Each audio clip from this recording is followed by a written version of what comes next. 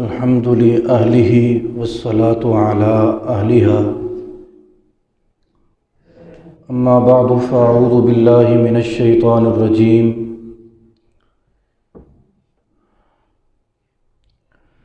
بسم الله الرحمن الرحيم قل إن كان آباؤكم وأبناؤكم وإخوانكم وأزواجكم وعشيرتكم وأموال اقترفتموها وتجارة تخشون كسادها ومساكن ترضونها أحب إليكم من الله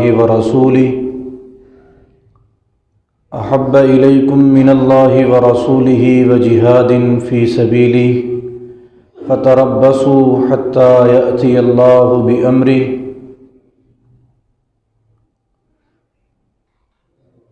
وعن أبي الطفيل رضي الله تعالى عنه قال كان النبي صلى الله عليه وسلم أبيض مليحا مقصدا صدق الله مولانا العظيم يا رب صل وسلم دائما أبدا على حبيبك خير الخلق كلهم جناب نبی کریم صلی اللہ علیہ وسلم کی اس کائنات میں تشریف آوری، حضور کا آنا تاریخ انسانی کا اتنا بڑا واقعہ ہے کہ اگر یہ کہا جائے کہ یہ سب سے بڑا واقعہ ہے تو یہ بھی غلط نہیں ہے، جس نے کائنات کا رخ پھیر دیا۔ جناب نبی کریم صلی اللہ علیہ وسلم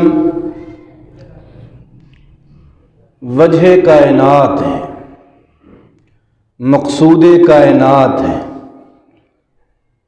سیدھے لفظوں میں اگر جناب نبی کریم صلی اللہ علیہ وسلم کو اللہ نے اس کائنات میں نہ بھیجنا ہوتا تو یہ کائنات کی یہ محفل اور یہ بزم آراستہ نہ کی جاتی۔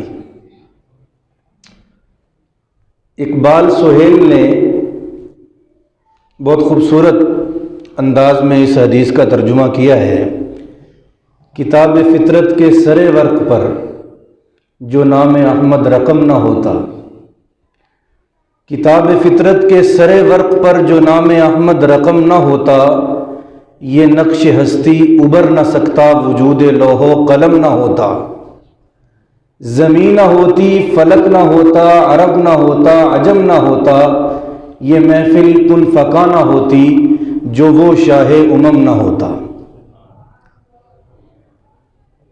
جناب نبی کریم صلی اللہ علیہ وسلم کی آمد کو اگر کائنات کی سب سے بڑی خوشی کہا جائے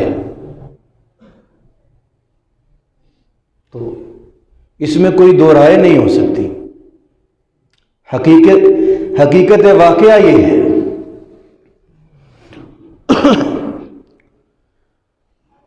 حجت الاسلام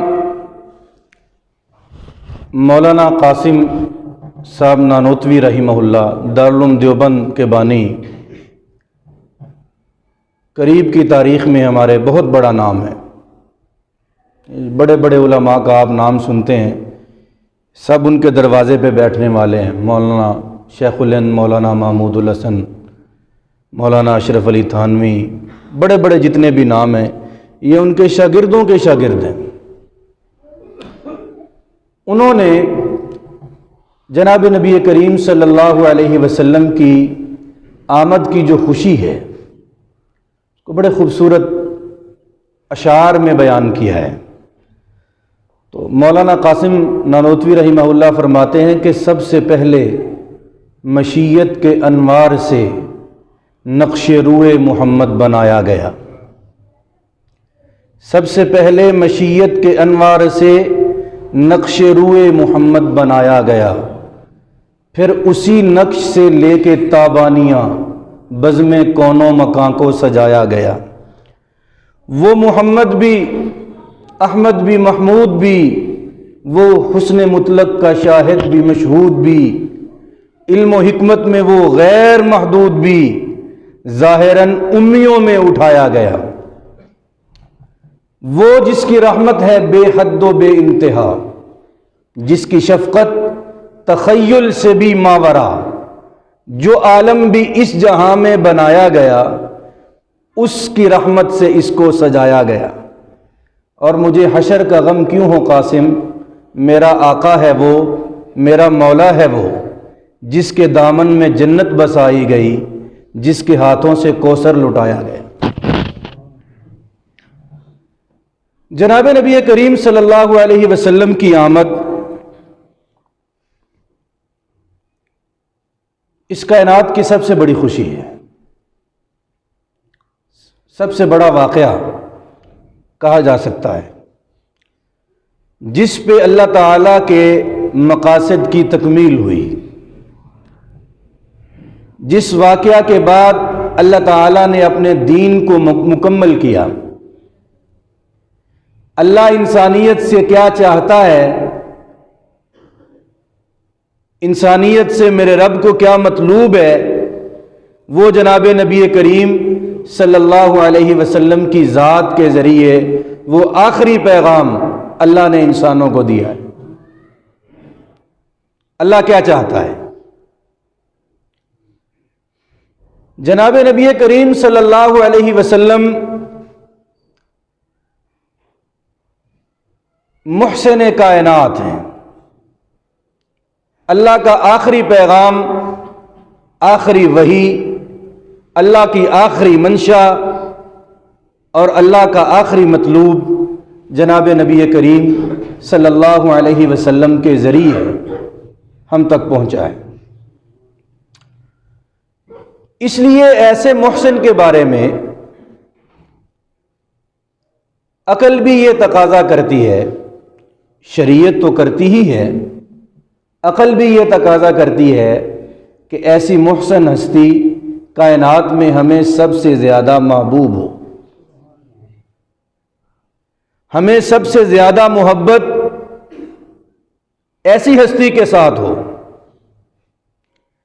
اس لیے قرآن حکیم میں سورۃ الاحزاب میں اللہ تعالیٰ نے واضح واشگاف لفظوں میں یہ فرمایا کہ النبی اولیٰ بالمؤمنین من انفسہم، نبی کی جو ذات ہے وہ ایمان والوں کو اپنی جان سے بھی زیادہ عزیز ہے، اپنی جان سے بھی زیادہ پیاری ہے۔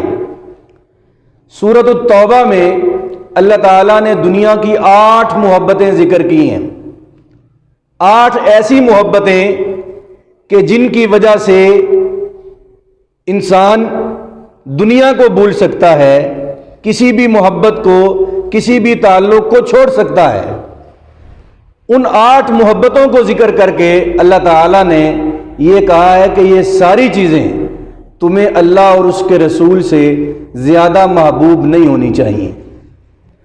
قل ان کان آباؤکم، اے نبی محترم اپنی امت کو یہ بات بتلا دیجئے کہ ان کان آباؤکم، اگر تمہیں تمہارے ماں باپ، و ابناؤکم تمہاری اولاد، و اخوانکم تمہارے بہن بھائی، و ازواجکم تمہاری بیویاں، بیویوں کے لیے خامن، و عشیرتکم تمہارا قبیلہ برادری، و اموال اقترفتموہا تمہارا جمع کیا ہوا مال و دولت، آج کی بولی میں بینک بیلنس، و تجارت تخشون کسادہا، اور وہ کاروبار، وہ بزنس جس کے مندہ ہو جانے کا، جس کی کساد بازاری کا تمہیں ڈر ہے، وَمَسَاكِنُ تَرْضَوْنَهَا، اور وہ مکانات، وہ مسکن جو تم نے اپنی مرضی کے ساتھ، اپنی پسند کے ساتھ بنوائے ہیں، أَحَبَّ إِلَيْكُم مِّنَ اللَّهِ وَرَسُولِهِ، اگر ان 8 میں سے کوئی ایک بھی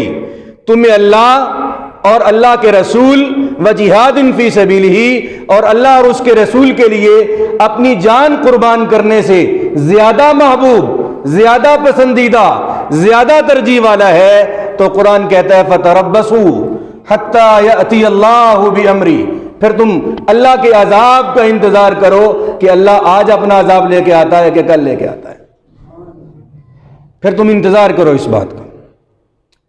یہ مطلوب ہے جناب نبی کریم صلی اللہ علیہ وسلم کی یہ محبت، یہ مطلوب ہے، یہ ایمان کا حصہ ہے۔ اگر یہ نہیں ہے تو ایمان نہیں ہے۔ صحیح مسلم کی روایت ہے، جناب نبی کریم صلی اللہ علیہ وسلم نے ارشاد فرمایا کہ لا یؤمنکم والذی نفسی بیدی، مجھے اس ذات کی قسم ہے، حضور قسم اٹھا رہے ہیں، مجھے اس ذات کی قسم ہے، نفسی بیدی، جس کے قبضے میں میری جان ہے، لا یؤمن احدکم، تم میں سے کوئی اس وقت تک مومن ہو ہی نہیں سکتا، مومن نہیں کہلا سکتا، حتی اکون احب الیہ من والدہ وولدہ والناس اجمعین، کہ جب تک میری ذات اس کو اس کے والدین سے، اس کی اولاد سے اور کائنات کے ایک ایک انسان سے زیادہ محبوب نہیں ہو جاتی، اس وقت تک وہ مومن نہیں کہلا سکتا۔ حضرت عمر رضی اللہ تعالیٰ عنہ نے اللہ کے نبی کی جب یہ بات سنی تو حضور سے پوچھا کہ حضور اپنی جان سے بھی زیادہ، اپنی جان سے بھی زیادہ؟ تو اللہ کے نبی نے فرمایا کہ ہاں، اپنی جان سے بھی زیادہ۔ تو حضرت عمر کہتے ہیں الآن یا رسول اللہ، ابھی تک میں نے اپنے دل میں جان کے غور نہیں کیا تھا، اس لیے میں نے یہ سوال کیا، اب میں نے دل میں غور کیا تو مجھے آپ اپنی جان سے بھی زیادہ محبوب ہیں، الآن یا رسول اللہ، اب یہ بات ٹھیک ہے۔ صحابہ کرام رضوان اللہ علیہم اجمعین نے اپنے مبارک عمل کے ذریعے حضور صلی اللہ علیہ وسلم کی محبت کا عملی مظاہرہ دنیا کے سامنے رکھا، محبت کا ثبوت دیا، زبانی جمع خرچ نہیں، کوئی نعرے نہیں، کوئی جھنڈے نہیں، کچھ بھی نہیں، اپنا عمل پیش کیا صحابہ نے رضوان اللہ تعالی علیہم اجمعین۔ حضرت مصعب بن عمیر رضی اللہ تعالی عنہ، بڑا نام ہے، صحابہ میں مشابہ تھے حضور کے۔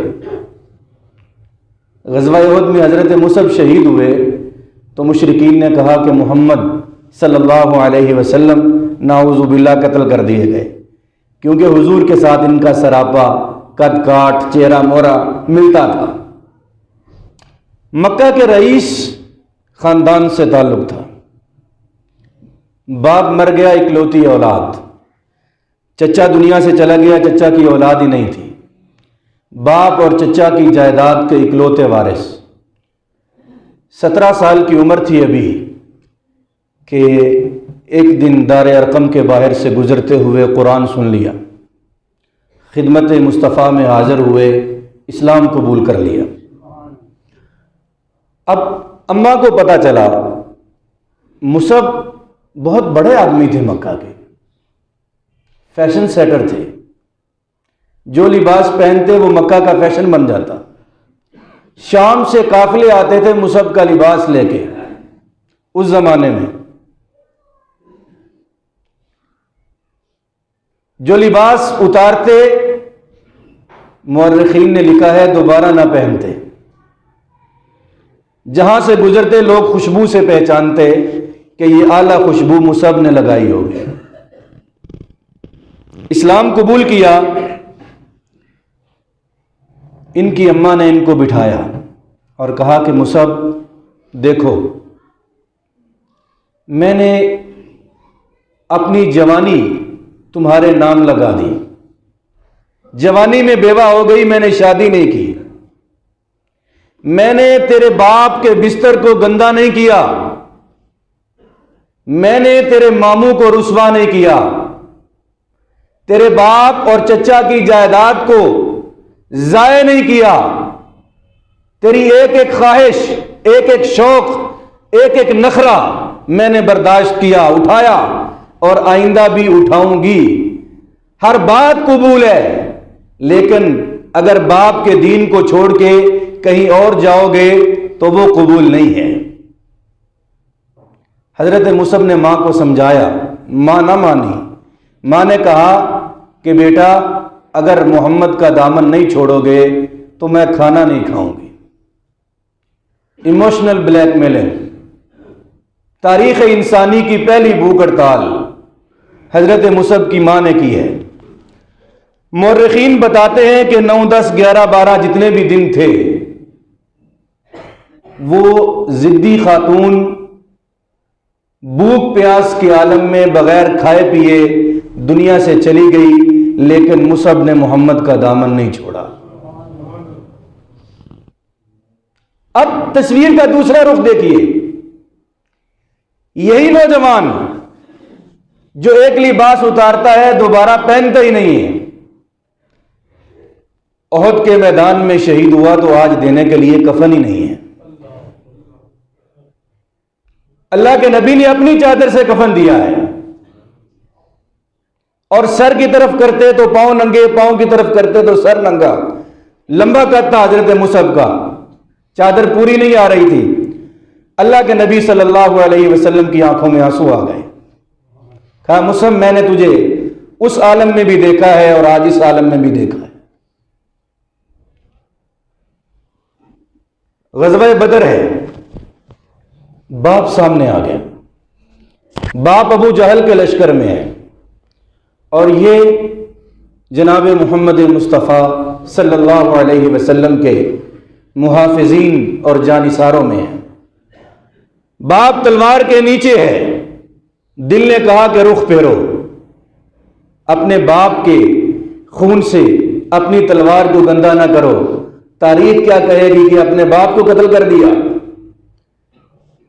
مننے لگے، ضمیر نے کہا کہ دیکھو اگر تیرے باپ کو موقع ملا تو کیا اس کی تلوار تیرے نبی پر نہیں اٹھے گی؟ کہا ضرور اٹھے گی۔ آگے بڑھے، اپنے باپ کا سر اپنی تلوار کے ساتھ تن سے جدا کر دیا۔ وہی آ گئی اللہ کے نبی کے پاس، حضور نے صحابہ کو جمع کیا اور فرمایا لِكُلِّ أُمَّةٍ أَمِينٌ، ہر امت کا کوئی امانت دار ہوتا ہے جس کا دل بھی اپنے نبی سے خیانت نہیں کرتا۔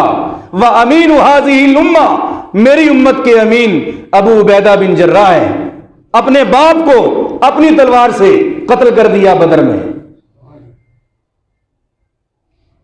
سولی پہ لٹکنے لگے ہیں حضرت خبیب بن عدی رضی اللہ تعالیٰ عنہ، مکہ میں 30 صحابہ کے ساتھ آئے تھے، بے یار و مددگار، بیر معونہ میں شہید کر دیے گئے۔ حضرت خبیب کو مکہ لے جایا گیا، سولی پہ لٹکانے لگے تو مشرکین مکہ نے کہا کہ خبیب تمہیں چھوڑ دیتے ہیں، کیا تم یہ پسند کرتے ہو کہ تمہاری جگہ تمہارے نبی کو یہاں پھانسی پہ لٹکا دیا جائے، تمہیں چھوڑ دیا جائے؟ حضرت خبیب نے کہا کہ میں تو اس بات پہ بھی راضی نہیں ہوں کہ میرے جیسے ہزاروں خبیب سولی پہ لٹک جائیں، اور میرے نبی جو اپنے گھر میں اپنے بستر پہ آرام فرما ہے، اپنے گھر والوں کے ساتھ راحت میں ہیں، ان کے قدم مبارک میں کوئی کانٹا بھی چبھے۔ صحابہ اکرام رضوان اللہ علیہ مجمعین نے اللہ کے نبی کی جانثاری اور محبت کے ایسے مناظر دکھائے۔ غزوہ احد میں جب مشرکین نے چڑھائی کر دی، 7 انصاری صحابہ حضور کے دفاع میں شہید ہوئے۔ 7 انصاری صحابہ، ان میں سے ایک نوجوان کا نام ہے زیاد بن سکن رضی اللہ تعالیٰ عنہ۔ جو بھی تیر آیا ہاتھ آگے کیا، اپنے جسم کو ڈال بنا دیا حضور کے سامنے، تیر تلوار نیزہ برچھی کوئی حضور تک پہنچنے نہیں دیا، زخموں سے چور ہو کے حضور کے قدموں میں گرے۔ اللہ کے نبی صلی اللہ علیہ وسلم نے ان کو دیکھا، آخری سانسیں تھیں ان کی آنکھیں اللہ کے نبی کے ساتھ ملی تو حضور ان کے پاس بیٹھ گئے۔ تو اللہ کے نبی نے اپنا پاؤں آگے کیا اور انہوں نے اپنا رخسار حضور کے چہرہ اپنے محبوب آقا کے قدموں پہ رکھا اور اسی عالم میں دنیا سے چلے گئے۔ کسی نے خوب بات کہی کہ یہ سر کٹ کے یہ سر کٹ کے سوئے پائے محمد لوٹتا جائے، اسی کو موت کہتے ہیں تو ایسی موت آ جائے۔ تو میرے بھائی، جناب نبی کریم صلی اللہ علیہ وسلم محبوب ترین ہستی ہے اس کائنات کی، اور صحابہ نے اپنی زندگیاں، اپنی جوانیاں، اپنی اولادیں، اپنا سب کچھ جناب نبی کریم صلی اللہ علیہ وسلم پہ نثار کیا ہے۔ باپ بیٹے لڑے ہیں آپس میں، بہن بھائی لڑے ہیں آپس میں، خاندان چھوڑے ہیں، ترجیحات بدلی ہیں جناب نبی کریم صلی اللہ علیہ وسلم کی محبت میں۔ اور ایک ایک چھوٹی سے چھوٹی چیز بھی، گزشتہ جمعے میں نے عرض کیا تھا کہ اللہ کے نبی کی زندگی کے 4 مرحلے ہیں۔ حضور کا میلاد ہے، ولادت مبارکہ، حضور کی نبوت ہے، حضور کی ہجرت ہے، اور حضور کا وصال ہے۔ میلاد کے نتیجے میں ہمیں ذات نبوت ملی ہے، نبوت کے نتیجے میں ہمیں اللہ کی شریعت ملی ہے، ہجرت کے نتیجے میں ہمیں اسلامی ریاست ملی ہے، اور اللہ کے نبی کے وصال کے نتیجے میں ہمیں اسلام کی خلافت ملی ہے۔ صحابہ نے ان چاروں چیزوں کے تحفظ میں اپنی جانیں لگا دی ہیں۔ یہ ہے جناب نبی کریم صلی اللہ علیہ وسلم کے ساتھ محبت۔ اور محبت مصطفیٰ میں صحابہ اتنے آگے تھے کہ چھوٹی چھوٹی چیزوں کو بھی صحابہ نے اگنور نہیں کیا۔ صحابہ کے طبیعت، صحابہ کا مزاج، صحابہ کا اخلاق سنت نبوی میں ڈل گیا تھا۔ حضور کی محبت ایسی تھی کہ حضور کی سنت صحابہ کی طبیعت بن گئی تھی۔ اور صحابہ اتنے آگے تھے اس میں، حضرت حذیفہ بن یمان رضی اللہ تعالیٰ عنہ قیصر روم کے دربار میں بیٹھے ہیں، ایک وفد لے کے گئے ہیں سرحدی معاملات طے کرنے کے لیے۔ تو قیصر روم نے کھانا لگایا، کھانا کھاتے ہوئے روٹی کا ایک لقمہ ہاتھ سے چھوٹا زمین پہ گر گیا۔ اب سنت نبوی یہ ہے کہ ضائع نہ کیا جائے، اگر ممکن ہے تو اس کو صاف کر کے کھا لیا جائے۔ حضرت حذیفہ نے وہ لقمہ اٹھایا، صاف کیا، کھانے لگے۔ اپنے وفد میں سے کسی نے متوجہ کیا یا میزبان باتیں کر رہے تھے، تو حضرت حذیفہ رضی اللہ تعالیٰ عنہ نے تاریخی جواب دیا۔ کیا باتیں، کیا کہا ہوگا اپنے وفد والوں نے کہ دنیا کی سپر طاقت کے دربار میں یہ لوگ کیا کہیں گے کہ ان کو ایٹیکیٹس ہی نہیں ہے کھانے کے، آداب ہی نہیں آتے کھانے کے، بڑی مجلسوں میں دنیا میں کیسے بیٹھتے ہیں؟ تو حضرت حذیفہ نے اپنے ساتھیوں سے کہا کہ انترکو سنت نبینا صلی اللہ علیہ وسلم لہؤلاء الحمقاء، کیا ان گدوں کی وجہ سے ہم اپنے نبی کی سنت کو چھوڑ دیں؟ ان گدوں کی وجہ سے، ان احمقوں کی وجہ سے ہم اپنے نبی کا راستہ بدل دیں؟ یہ ہے میلاد مصطفیٰ کا پیغام۔ آج میں صبح گجرانوالہ سے نکلا، آخری بات ہے اور اگر بری لگے تو معاف بھی کیجیے گا۔ تو راستے میں گجرانوالہ سے یہاں تک جناب نبی کریم صلی اللہ علیہ وسلم کی محبت میں مسلمان سڑکوں پہ نکلے ہوئے محبت کے نعرے لگا رہے۔ یقیناً جس سیکولرزم کا ہمیں سامنا ہے اور جس الحاد کا ہمیں سامنا ہے، جس انکار خدا کی ایک مہم کا ہمیں سامنا ہے، اس میں ایسے مناظر بھی دل کو خوش کرتے ہیں اور خوش کرنے کی بات ہے۔ لیکن مجھے اس فکر پہ بڑی حیرت ہوتی ہے اور میرا دل کرتا ہے کبھی کہ میں حضرت مصعب کی قبر پہ جا کے کھڑا ہو جاؤں اور حضرت مصعب سے کہوں کہ حضرت، اماں کو مارنے کی ضرورت نہیں تھی، 2 جھنڈیاں، 2 نعرے، حلوے کی ایک دیگ، محبت مصطفیٰ کے تقاضے پورے تھے۔ جزیرہ ترسوس میں حضرت ابو عبیدہ کے قبر پہ اللہ مجھے لے جائے تو میں جا کے انہیں بتاؤں کہ حضرت، کیا ضرورت تھی باپ کو قتل کرنے کی؟ اب تو محبت مصطفیٰ بڑی آسان ہو گئی ہے۔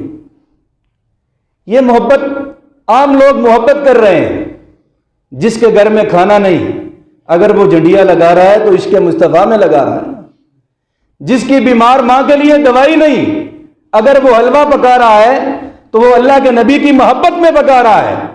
مجھے تو اس فکر پہ اعتراض ہے کہ جس نے مسلمان کو یہ بتایا کہ سارا سال اللہ کے نبی کی سنت کو ذبح کرو، اللہ کے نبی کی سیرت کو قتل کرو، گلی میں کسی کے پاس سکول کی فیس نہیں، کوئی بات نہیں، محلے میں کتنے لوگ بھوکے سوئے ہیں، کوئی بات نہیں، کوئی پرواہ نہیں، لیکن سال کے بعد ایک دن آمد مصطفیٰ مرحبا مرحبا کے نعرے لگاؤ اور عاشق رسول کہلاؤ۔